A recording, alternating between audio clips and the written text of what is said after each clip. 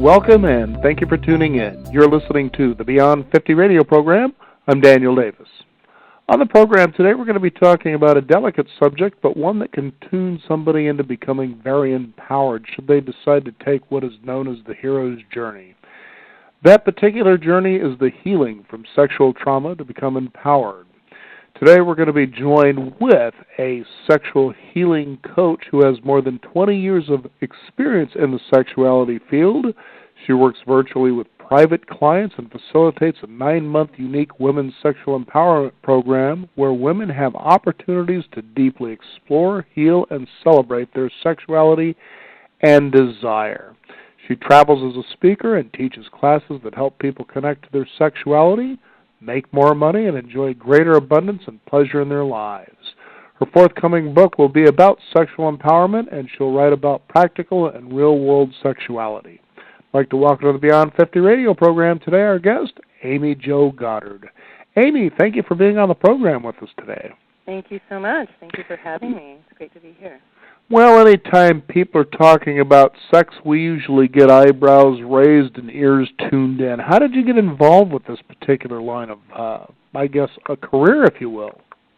Yeah, well, I mean, it definitely originally came out of, my own ignorance growing up and not having the resources that I really needed as a young person and having to, as many of us do, have to really kind of figure things out and make a lot of mistakes and get hurt and kind of sort it out when I was a teenager in the 80s. And, I went into college and started doing a lot of activism, a lot of feminist activism, a lot of activism around some of the reproductive rights work that was going on, and a lot of work around sexual assault. I was at the University of California, Santa Barbara, where there was recently some issues, and it was really familiar to me because that was something that I experienced as a big problem when I was there in the late 80s and early 90s, and it's not unlike other college campuses. So that's when I sort of really woke up to a need for more information. That's when I got my first sex education, and then that really changed my life.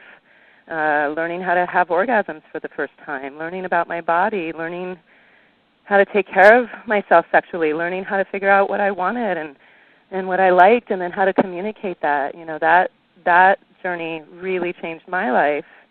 And when I sort of put all the pieces together, knowing that I really wanted to help to empower women and girls in particular in some way, I realized that sexuality was really that doorway for me. And so then it was sort of figuring out, well, where do you do something like this,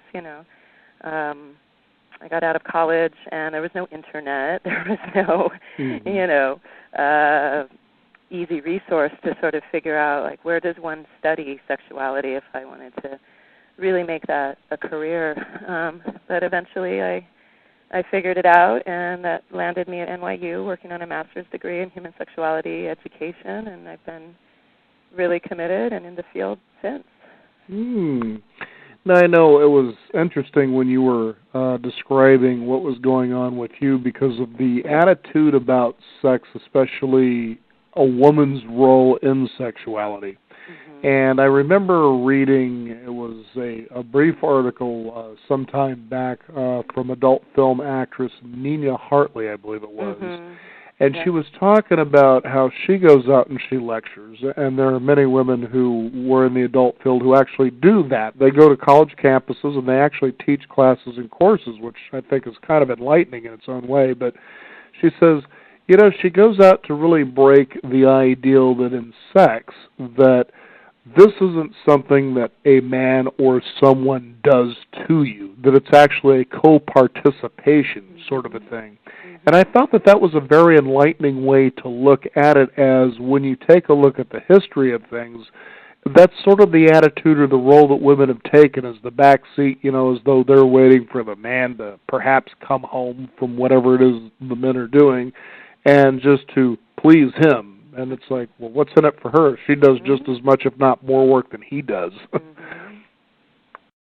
Yeah, I mean, that's a huge theme, even now given how much work we've done around more gender equity and how many people are in relationships where they're really striving for that, that's still a very common theme. I think those gender roles are very strong, that men are the sexual initiators and they're the ones that want sex all the time, and women are the sexual gatekeepers and, set the limits, and, and I think that we still do operate very much on a model where a lot of women follow the lead of men.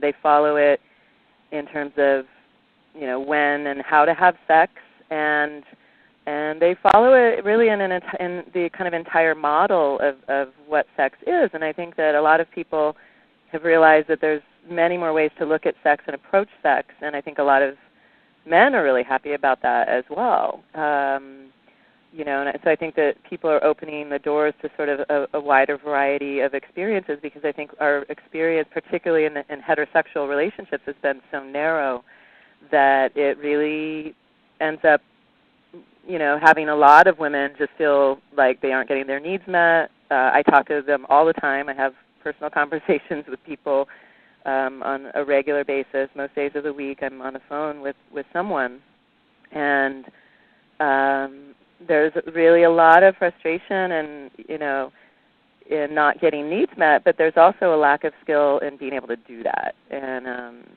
and I think having that approach of sex is a co-creation, and we're not just assuming we're going to have a particular kind of sex on any day. That's a very different, that's a very radically different approach, Mm-hmm. So I think that actually would help a lot of people to approach it in a different way. And as part of the LGBT community, I wrote my first book, Lesbian Sex Secrets for Men, and I wrote it directly to men to talk about a different approach to sex. I think a lot of women, actually more women, have read my book maybe, but or shared it with their partners. But part of the reason I wanted to write that book was that I think there is a different approach when those gender roles aren't there. And I think that in many ways, in lesbian relationships or relationships between women and relationships between men, there's not an assumption of we're just going to have a particular kind of sex. There is more creativity. There is more, well, what do you like? You have to have a conversation to find out more about that, because not everyone likes the same things, and that is more the assumption. Mm-hmm. So I think there's something very freeing in that for everyone. Amy, and it's so true, too. I know just recently I was talking with a guest that I sat there just kind of dumbfounded a little bit, and I said, I've been broadcasting for more than 15 years, and she was presenting, I think she was out of Colorado, if I remember, and she talks about pelvic bowl strengthening. I don't know if you're familiar with that. Are you? Yeah, a lot of people are doing amazing work with the... Right. And there's lots of things they call it, but yeah. Right, and it was really fascinating because we really got into this conversation, but for the most part I was sitting there just listening I've really never heard anything like this before. Mm-hmm. And I started describing it to people, and they were, really curious about, well, what is this? And I said, it's really amazing what it does for women, what this woman is teaching. But anyway, one of the questions that I was asking, I said it was really interesting when we think about what we think we know about sexuality, is usually learned from, of course, how we were raised. Mm-hmm. And boy, there's a lot of dark ages out there, I would think. Mm-hmm. And the fact is, as I said, it's interesting some of the joking that goes on out there between men and women. For instance, men say, well, maybe we should get together with women because we know how to please ourselves probably better than women do, and women have the same attitude. And I had to ask the question, I said, well, when it comes to female pleasure, I hear that argument from women who are homosexual, and they tend to believe that they can bring women to greater sexual pleasure than men can. And she says, the truth is, all of them really have a hard time.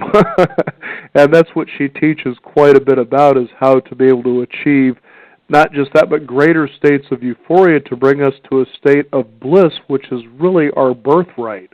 And I just found it very fascinating how she was describing all this, and it almost sounds like in some ways your work goes along those same lines. Well, what I really teach is that, in my approach is that, sex is a skill. It's a skill set, and we don't often treat it that way. When I say that to people, and I ask them, like, what does it require to be good at a skill? Well, it requires, like, learning how to do it right and, practicing and getting better at it. I said, yeah, But what people will often say to me, when I say, like, sex is learned, they'll say, but there's it's instinctual. You have these instincts. And I say, well, there's instincts that are involved. But I don't think sex is instinctual. Sex is learned. We learn it from our environment. We learn it from the people around us. We learn a lot of misinformation because we still have such poor sex education for young people. And then the idea of adult sex education doesn't even occur to most people. And I think we all need sex education throughout our lives. There's things that change throughout our lives. There's health issues that might come up. Our bodies change as we age. I mean, there's always new developmental stages in our lives that impact our sexuality. So there's always more learning. I mean, I with my education and training, I probably know more than about 99% of the world around sex, and yet I'm always learning new things. There's always more. And, I think each person has to take it upon themselves to decide to do their own exploration and education. And when you do that, your world, it opens up because there's so much to learn. I mean, the idea that we wouldn't have to learn sex, that we would just know how to do it is so silly to me, and yet it's such a common idea. But you wouldn't think that about, that you would just automatically know how to play basketball, or that you would just automatically know how to cook Thai food, or that you would automatically know how to drive a car. Any of those things, we know we have to learn about them, and we have to practice them and get better. And sex is no different, And for something as complex as sex and sexuality, it's really quite ironic that we have this idea. And I think if we could free ourselves of the idea that we're just supposed to know, and then just start to be curious and follow the popcorn to whatever feels right for us in terms of our learning, I think it will open, I know that it opens up tremendous worlds for people. Well, it certainly does, and I think, too, men can really use this sort of enlightenment because of the fact that we don't know as much as probably we think we do. I know as I was growing up and going into high school, I began to notice that there seemed to be a lot of the ideal of conquest. It was sort of like a rite of passage among young boys that if we scored, so to speak, and then run around and brag about it. And I think being raised for at least a small, fair amount of my life by my mother is that I began to see and respect how women thought and felt. And it was a result of that it wasn't as interesting for me to go out on that conquest with the buddies, so to speak, in as much as to create friendships and relationships with women, and I found that to actually be very fulfilling. Like, I think I can wait on something like this. Now, this is bold for me to say this, but I would actually begin to read about things like that. Sexuality, well, what pleases a woman, what's exciting? And to me, learning about these things and maybe hopefully one day saying, well, I'm going to try to apply what I'm learning here, this should be pretty interesting, because it was sort of like my interest became more in pleasing her than myself. And I think that, would you consider that to be an unselfish attitude? Yeah, and I don't even think, I think it's okay to be selfish with sex sometimes. I think we all, sometimes there's this, like, we're so eager to, like, someone gives us something, and then we're so eager to reciprocate that we actually don't take the time to really receive it and take it in. There's this way people can sometimes have about sex. I think particularly women can have that. It's very hard sometimes for women to just really receive. So I think it's really about finding a balance of allowing yourself to receive, and when you're in those moments of receiving, really being fully present to it and not thinking you're taking too long or thinking you should be doing something different or thinking about what you're going to do to reciprocate or, just really being in it, I think is one of the biggest gifts you can give a lover, and then when it's, your lover's turn to just be fully present to giving to them in whatever way feels right for them. I think sometimes we can get so rigid and so stuck in, and I think sometimes gender will show up around this too, around, well, women are only supposed to be in a particular position, or, like I read a column recently where there was an older woman who was with a new, boyfriend who, he always wanted to have sex in a missionary position with her on the bottom, and that wasn't the way that she could really experience the pleasure that she needed. And then, one day she got on top of him, and it was much better for her. And he said, afterwards, he said, well, it's not going to be crazy like that all the time. I just want you to know. And it's like, wow, like this is just a sexual position that she liked, and, that was hard for him to just allow her to have that because of whatever it brought up in him. So that kind of selfishness, yeah, I think we should work on, Really? But I think sometimes, I expect my meal on the table at 6 o'clock, and right. and on, that rigid thinking that just allows you to lead that deep, rutted life that many of us probably resent. Yeah, and that just doesn't make for hot sex, I mean, I think the things that really kill a person's sex life is boredom and a roteness. It's like if you're always doing it the same way, the same time of day, in the same place, the same positions, and you're never mixing it up, that's going to get boring, and you're with the same partner. If you're in a long-term relationship, that's a lot of times I think why the sex can die in a relationship. You've got to take it upon yourself, and someone has to take the lead in the relationship to say, let's spice this up. Let's try something new. Let's go to a workshop and learn a new skill, or get a new book, or go shopping for a new toy, or get some new outfits, or, do it at a different place, or live out a fantasy. I mean, it's like there's so many ways to be creative with your sex life, and I think if we can approach it within that spirit of creativity, you're never going to run out of ideas. There's endless ideas. Now, I know that you also had created a play known as Volvulation. Tell us about that. Volvulation, okay. It was kind of interesting trying to read that word there because I'd never heard a word or even seen a word like that before. But anyway, tell us about that.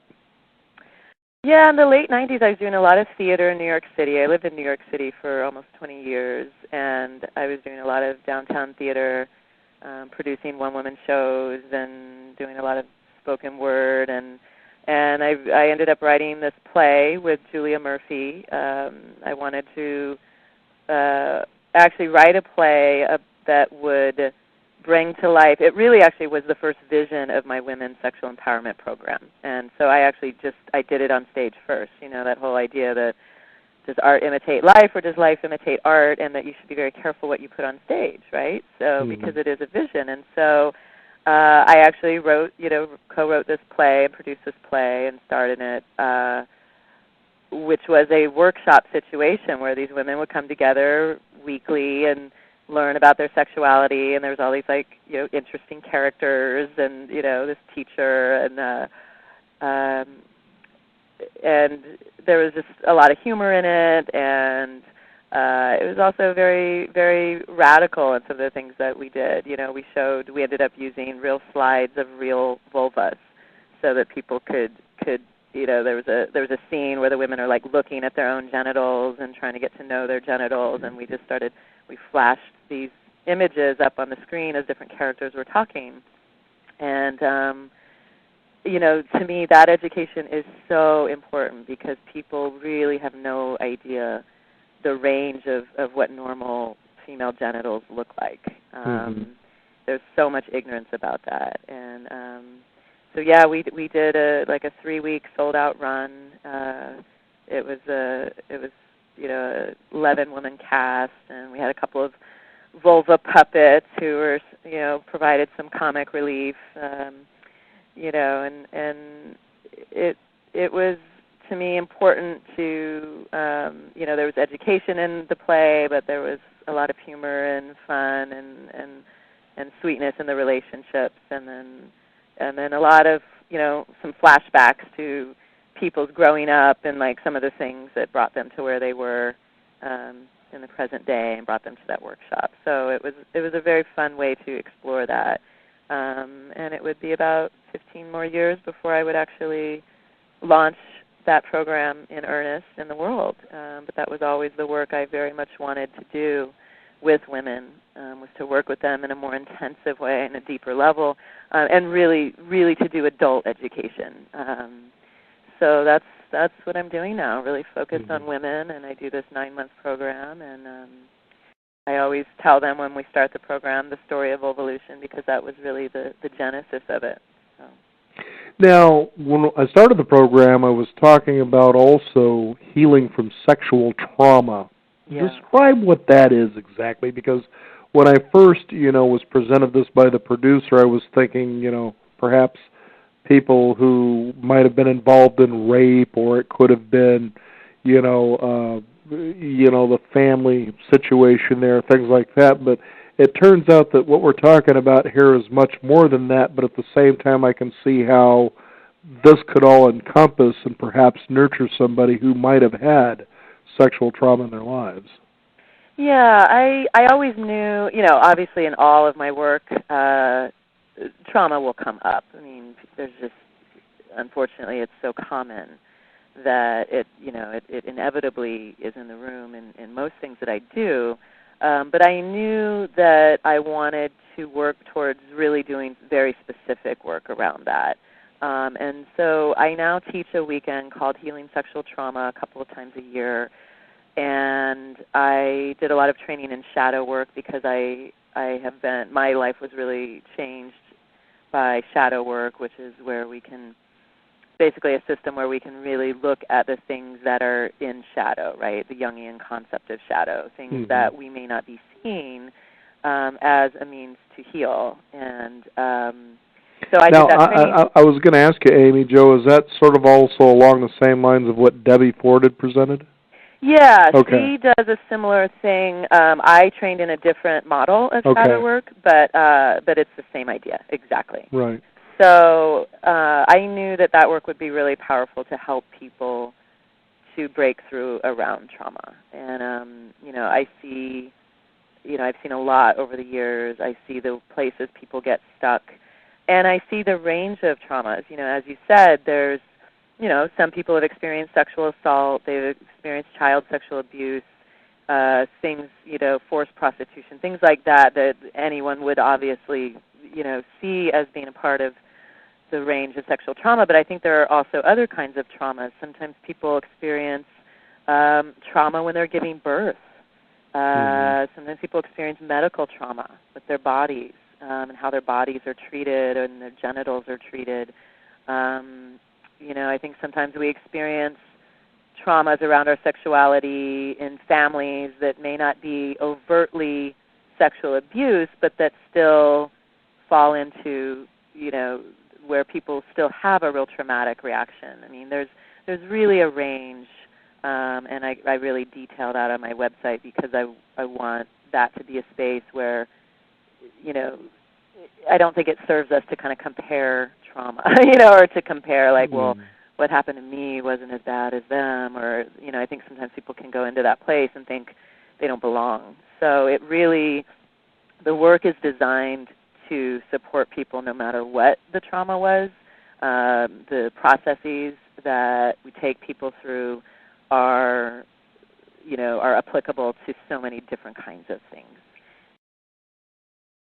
So that is really the idea, and then so that we're really spending this whole weekend to really break through. And it's not for women who have recently gone through something and are very raw about it. The work is very much designed to be for women who've done a lot of work, who've done some therapy, they've done some healing, they've been working on it, and they just still feel like there's this thing holding them back, and they're ready to break through.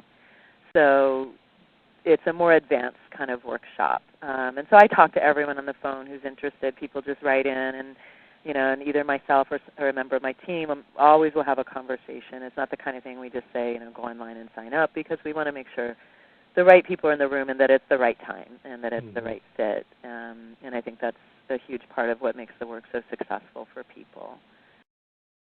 But there's a big piece, I think, around the way we can identify with our victimhood. You know, we all have a relationship to the victim, you know, if we looked at that as an archetype.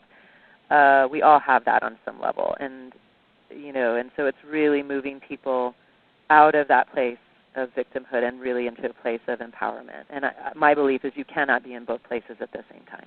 Mm-hmm. I was just thinking as you were describing some of the, I guess, outlines of sexual trauma, and there was one that really resonated for me because I think it's one of those underlying currents that is so tremendously overlooked, and that is the birthing trauma and the idea that after a woman has a baby, that she really isn't so interested about sex. And I know that generally speaking, and this is just me from observation, is the feeling is, well, she's not that interested because of the fact her hormones are settling back down and this and that and the other. But I remember a story one time from a friend of mine, and she said that she wouldn't allow her husband to have any kind of sexual relations with her for almost 2.5 years after their first child. And I described, well, what was really going on with you then? You know, and she felt open enough to be able to talk about this.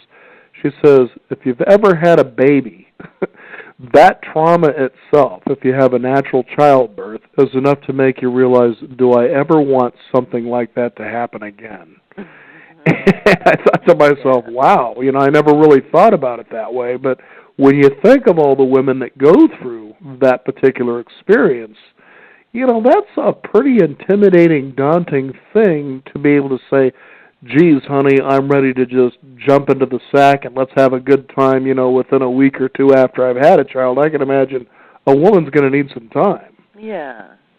Yeah, I mean, I think there's just so many things. That there's adjustments, there's healing of the physical body itself, there's this other being that needs you and has its hands and mouths on your body constantly, and I think there's a lot of reasons why women need that space after birth. But I know that can be really hard on a partner. You know, that's really hard, and I do think that's something worth getting support around because, you know, I think most people don't necessarily, you know, expect or want the birth of a child to, you know, end their sexual life or end their intimacy with their partner. And I think, you know, the traumas can vary. You know, I think there's, you know, as you're talking about it, some of just the natural trauma of like your body just went through something huge and, you know, so many physical changes, psychological changes, and shifts can happen with that. But then I think also depending how we birth and where and who our support team is or is not, there can be additional traumas in the medical arena, in the way doctors might treat us, in things that are done to our bodies. You know, we've got a long ways to go to be better in the medical arena around how we treat women's bodies, you know, and that's been also another big part of my work over these last many, many, many years. So it's really educating people around that medical education and the rights that they have in medical institutions. Amy Jo, I am curious, through your work over 2 decades, teaching, as you say, just about everybody under the sun about this particular subject, have you seen, because we've got a very broad audience here, have you seen or is it possible for someone in sexual trauma specifically, a person who has experienced rape or perhaps has grown up as someone who was sexually abused by a family member, to heal from that experience and begin to enjoy sexuality again? Oh, absolutely. Okay. Tell us about that, because you don't hear whether or not somebody really ever recovers and perhaps thrives, because those are pretty heavy-duty situations there. Yeah. Yeah, no, I mean, I've worked with many clients who have really broken through. I mean, a lot of times, I had one client I worked with for a year. She came to me in her early 40s, and she was not orgasmic at the time. She had a lot of pain during sex. She had experienced child sexual abuse. She had a lot of both physical and psychological things that had been going on her whole life as a result that she related to those experiences. And we worked together for a year. She was my private client for a year. She also took some weekends with me.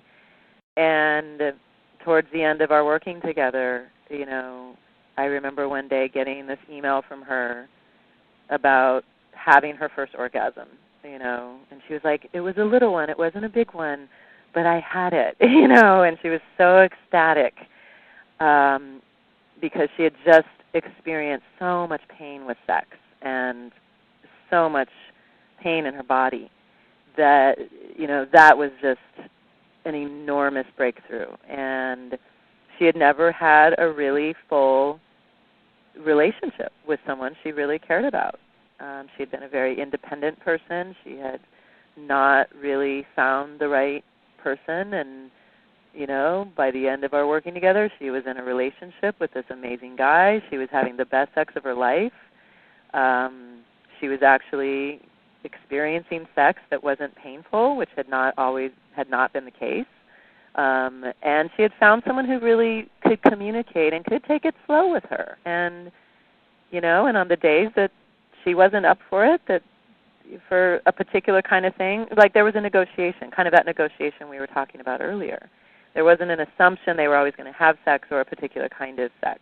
And the freedom in that and the fulfillment was just tremendous, And I remember her saying, the work I've done this year with you, like I did 25 years of therapy and I never broke through in this way, And that's not to dismiss therapy. I think therapy is very important. I've done a lot of therapy in my own life. Well, the ability to be able to know that you can comfortably go talk to somebody about something is a great thing in and of itself. Whether Absolutely. it really brings you to where you really wanted to go or not, just the fact you have someone to talk with. Yeah, but there's just limitations to the therapeutic model when it comes to sex. So I think just sometimes there's something else that people need, and I've obviously, like most of my clients, have experienced some kind of abuse or assault somewhere in their history. Not all of them, Some of them come because they want to work on that, and some of them come for other reasons. Some want to work on pleasure and orgasm and understanding their bodies.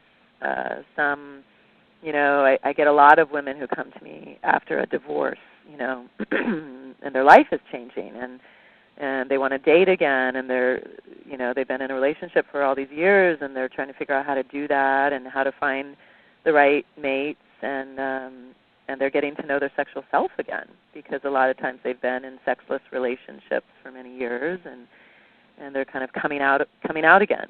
So it's a lot of reasons people come, but I think the trauma piece just cannot be ignored when it's there. And if the healing work hasn't happened, it's always going to hold us back until we do it in some way. What is the age range that you've seen from people who attend your workshops? Oh, my God, this is one of my favorite parts of my work. It is enormous, my age range. I'm finishing up in a couple of weeks my current women's program. And in this program, my youngest woman is 24, and my oldest in this group is 65. And I actually talked to a few women just in the last week who may be joining the next group who are in their 70s. And that just makes me so happy. Because, and part of the power of the work is that when women of different generations sit in a room together and learn from each other and get to, it's like the developmental stages I was talking about earlier, right? They're in different developmental stages of their sexual lives. Some of that because of their chronological age, and then some of that because, you could be, you could be in your 60s or 70s, but you've never really had any sex education, and so you're a neophyte in a certain way. So it's really beautiful how the women can, in a really safe container, really show up for one another. There's a diversity of ethnicity in my groups. There's a diversity of age. There's a diversity of sexual orientations, and it's just beautiful what happens. It's magical. I don't take a lot of women in their 20s because I think most women in their 20s aren't ready to work with me. They're not there yet. But once in a while I get, I've got 2 women in their 20s in this particular group because they're a little more advanced. They're a little more mature in who they are in the world. And so if I get women in their 20s like that, I welcome them. But the mean, I would say, I work with women primarily from like mid-30s into like late 50s, I would say is the most of what I see. I see women in kind of 30s, 40s, 50s. But I do get those women, and I'm getting more of them recently who are older, who are, who want to do it before it's too late, who feel like, wow, I don't want to feel like I missed out on this, or, or they're dating again. Or I talked to a woman recently who's she's in her 70s and she's in her first relationship with another woman, and she's never had that experience, and that's a new thing. And, there's just all kinds of things that happen for people. So I think if we are committed to growing sexually, that never has to stop, So I think it's wonderful when women show up, at all these various ages and what can happen. Now, I'm curious, though, what is about women? I mean, obviously life experience might be part of that equation, that it is about working with women in their 20s or younger women like that you tend to kind of, not necessarily veer away, but you're certainly looking for a certain maturity level at that age for them to be able to participate in a workshop like this. Yeah, what I always say about my work is that it's not your first stop on self-transformation highway. You know, by the time women come to me, whether it's for the sexual trauma work or the sexual empowerment work, or I do a lot of work also around sex and money. I do a Sex, Money, Empower Women's Weekend as well. Regardless of which thing they come for, they've done work on themselves. It's generally not the first thing. They've been fairly self-aware, sort of, or at least moving in that direction? There's some self-awareness, and there's a certain language they already have. All right. It's not, like I said, it's not 101 work. It's work for usually for people who, they've done some therapy, or they've worked with healers, or they've, done energy work, or they've worked with intuitives, or, they've had some kind of experience in self-growth processes, and this is the next step, And a lot of times what I hear from women is, I feel like this is the final frontier. Like I've done all this work on myself, on my spiritual self, emotionally, but I've never really worked on my sexuality, and I feel like it's time for me to really do this part. That's something I hear a lot from people. And I'm delighted that they found me, and when I hear that, I know that they're probably an ideal client for me, because that's the language. That's the language of the people that I work with typically. So yeah, there's certain things that I'm not right for everybody. Not everybody's ready to work with me, but if they are and it's a good fit, it's just really delightful to work with people like that, because they're so committed to working on themselves and transforming their lives and their relationships. And just to let our listeners know, so if you decide to move in this direction and contact Amy Jo, she described herself as being tough yet gentle, honest yet compassionate. That's quite a range you would need to have, especially with working with such a diverse group of people. Yep. What does that mean when you're tough? What happens there?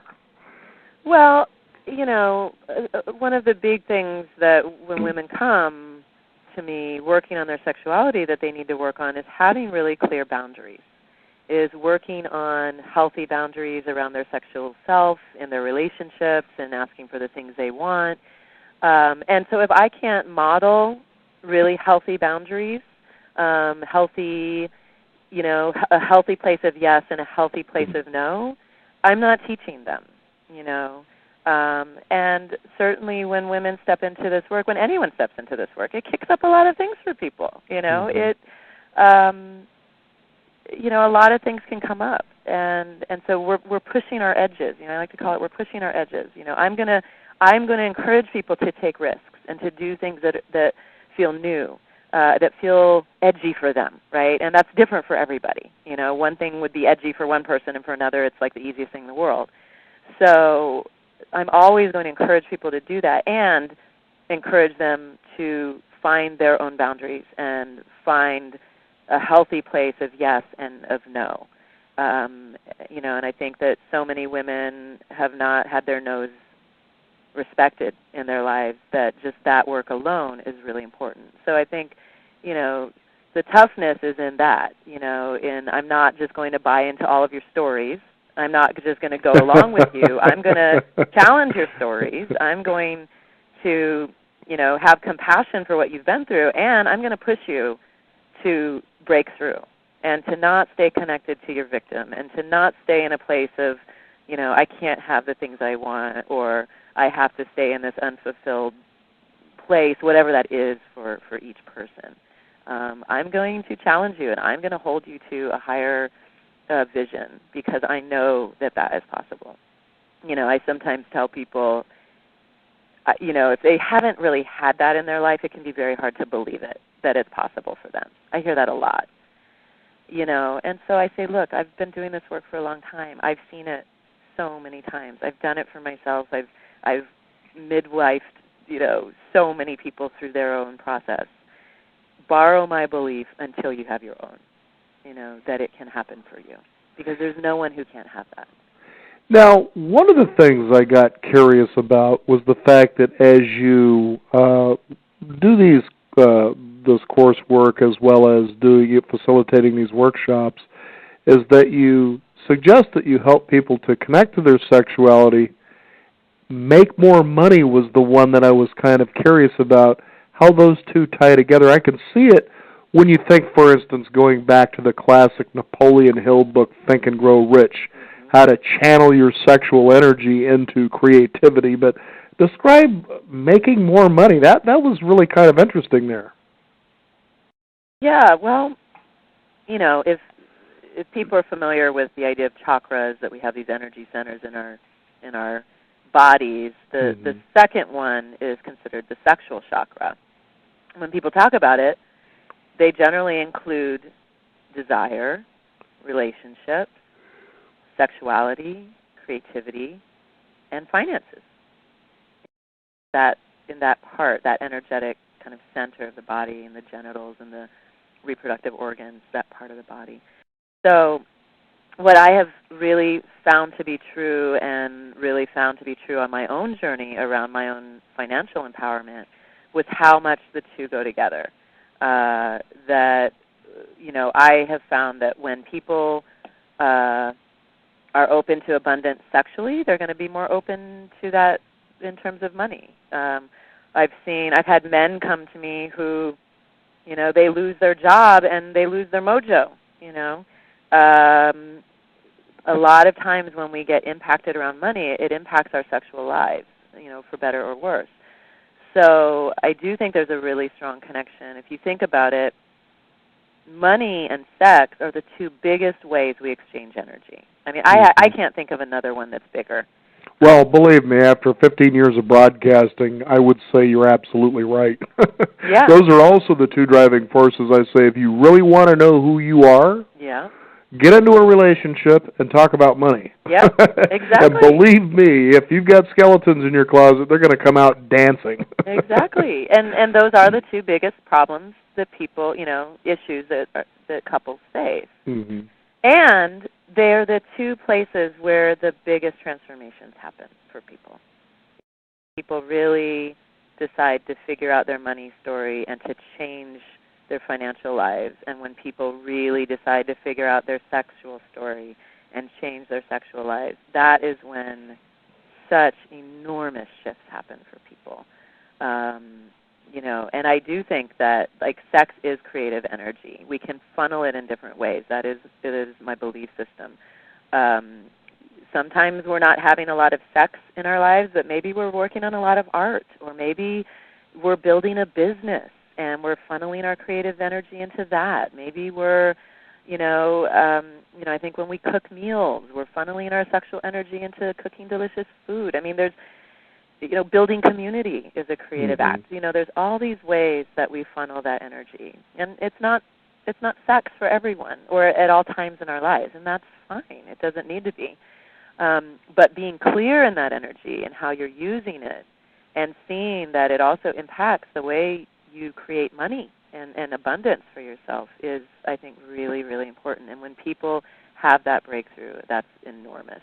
And I've gone through my own breakthroughs with that, and I decided to train as a Miracle of Money coach with one of my mentors and really bring the sexuality piece together with the money piece, because I think those are two places where women really need to step into their power. I mean, I think all people do, but my focus is, in most of my weekends right now is women, although I will probably do more couples work and other work in the future. But, so I started teaching the Sex, Money, and Power Weekend. I've been teaching that for several years now, and it's just really a tremendous, tremendous body of work that, really allows people to shift their paradigms around those two things. And the truth is, Amy Jo, out there, it's so rare that you hear something like that being available. Mm-hmm.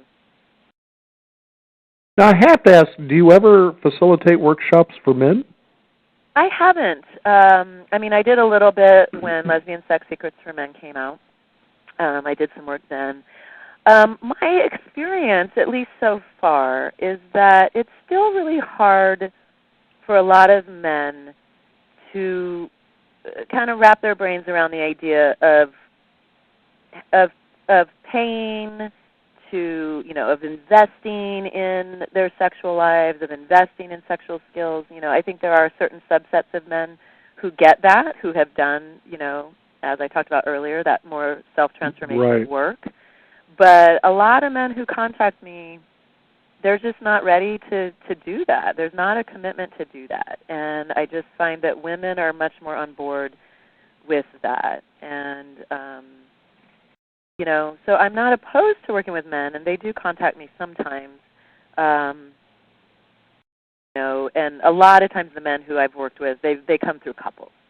So I end up working with a couple, and always the guys that come are just fantastic that come that way. I mean, lovely, lovely men. So, I really think men need it, and I just think we're still not quite there culturally. I think women have a lot more permission to do this kind of work than men do. I think there's just, these cultural norms that teach that, like, well, men should just know how to have sex, and they shouldn't need help with it. It's like, we joke that men can't stop and ask for directions. It's like asking for directions around sex can feel very edgy for a lot of men.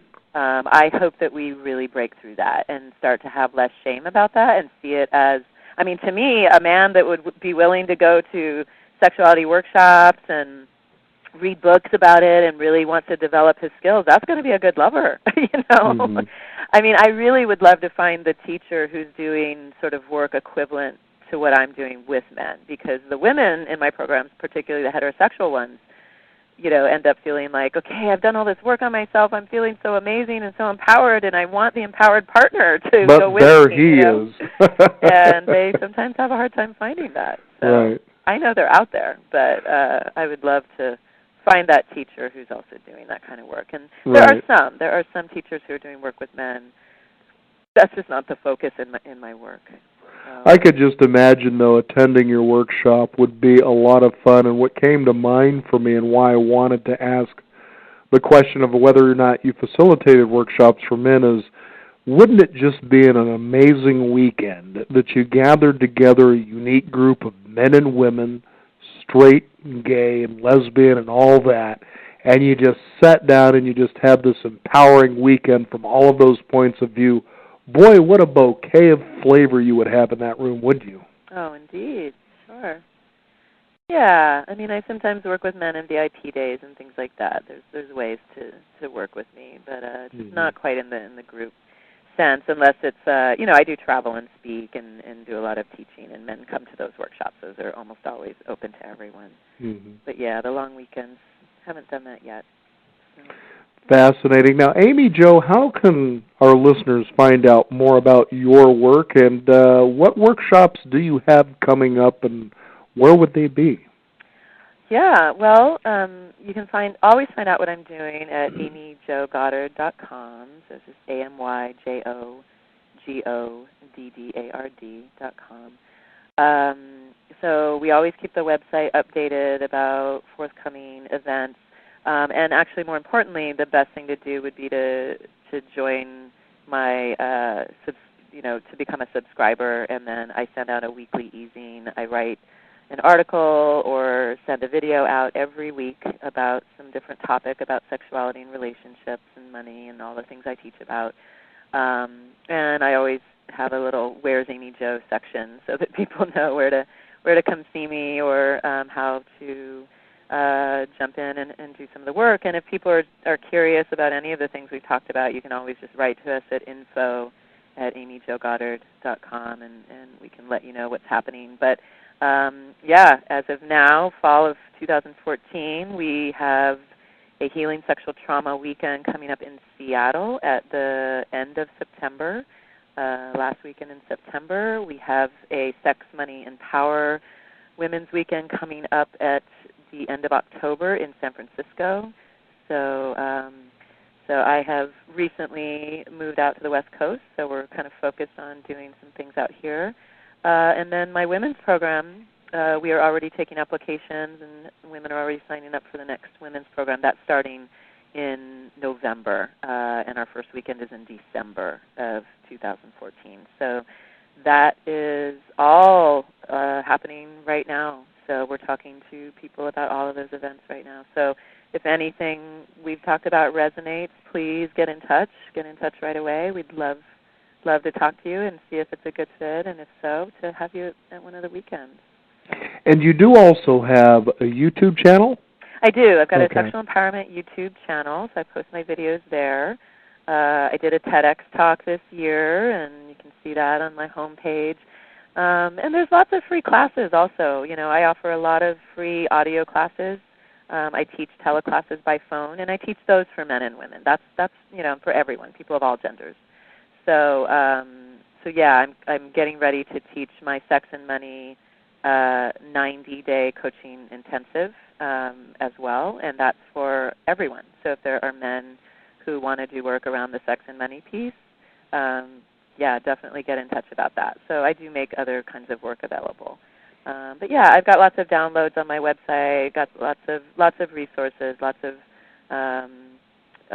complimentary teleclasses on different topics so that people who want to go deeper around particular things can do that and can get a sense of my work.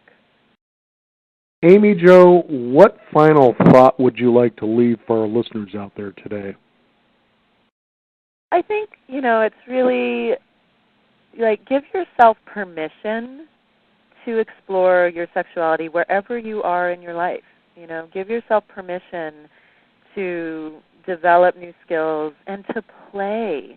We get so serious about sex, and when things are going wonky, we can just feel so heavy about it. And really, the best sex is just playful. It's fun.